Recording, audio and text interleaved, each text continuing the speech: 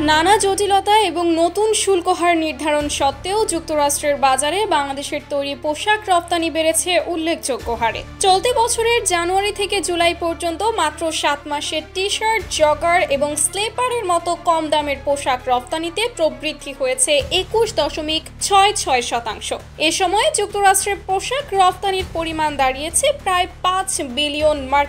মার্কিন যুক্তরাষ্ট্রের office of textile and apparel OTEXA এর সর্বশেষ তথ্য অনুযায়ী 2025 সালের জানুয়ারি থেকে জুলাই পর্যন্ত বাংলাদেশ থেকে মোট আমদানি হয়েছে $4.98 বিলিয়ন পোশাক।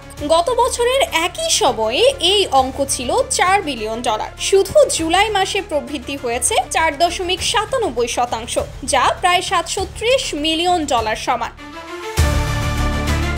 বাংলাদেশ তৈরি পোশাক প্রস্তুত ও রপ্তানিকারক সমিতির BGMEA সহ সভাপতি মোহাম্মদ রফিক চৌধুরী বলেন, চীনের ওপর যুক্তরাষ্ট্রের আরোপিত শুল্ক বাংলাদেশের জন্য বিশাল একটি সুযোগ তৈরি করেছে। এই সুযোগ সঠিকভাবে কাজে লাগাতে পারলে প্রবৃদ্ধি আরও বৃদ্ধি পাবে। তবে প্রতিযোগিতার দিক থেকে বাংলাদেশকে ছাড়িয়ে গেছে ভিয়েতনাম। দেশটি রপ্তানি করেছে $9.59 বিলিয়ন পোশাক, যা বাংলাদেশের প্রায় দ্বিগুণ। যদিও প্রবৃদ্ধির হার বাংলাদেশের বেশি, বাংলাদেশে প্রবৃদ্ধি 21.66%, যেখানে ভিয়েতনামের প্রবৃদ্ধি 16.94%।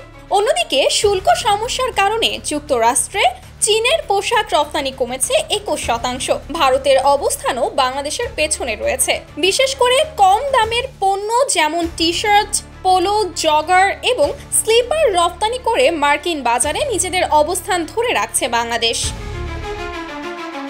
BGME এর পরিচালক রাকিবুল আলম চৌধুরী বলেন, যেসব পণ্য আমরা রপ্তানি করছি সেগুলো প্রতিযোগী দেশগুলো তেমনভাবে রপ্তানি করে না।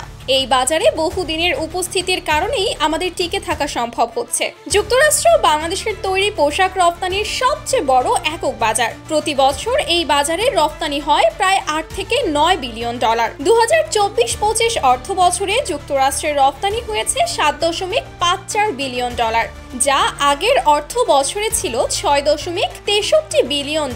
এতে প্রবৃদ্ধি হয়েছে 13.79%। তবে বাজারে জটিলতা এখনো রয়ে গেছে। ওটেক্সের তথ্য অনুযায়ী যুক্তরাষ্ট্রে বাংলাদেশি পোশাকের গড় দাম বেড়েছে 1.11%, কিন্তু শুল্ক ও প্রশাসনিক জটিলতা এখনো সমাধান হয়নি। ব্যবসায়ী নেতাদের মতে এসব সমস্যার সমাধান দ্রুত করা গেলে রপ্তানি আয় আরও বৃদ্ধি পাবে এবং তৈরি পোশাক খাত নতুন করে ঘুরে দাঁড়াবে।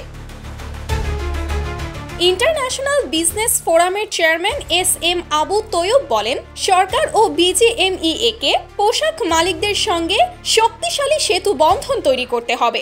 NBR বন্দর ও প্রণোদনা সংক্রান্ত প্রতিবন্ধকতা দূর করার জন্য একটি সমন্বয় সেল গঠন করা জরুরি। এর মাধ্যমে সমস্যাগুলো খুঁজে বের করে দ্রুত সমাধান করা সম্ভব হবে। উল্লেখ্য, 2024-25 অর্থ বছরে বাংলাদেশের মোট তৈরি পোশাক রপ্তানি হয়েছে $39.34 বিলিয়ন, যা আগের অর্থ বছরে ছিল $36.15 বিলিয়ন।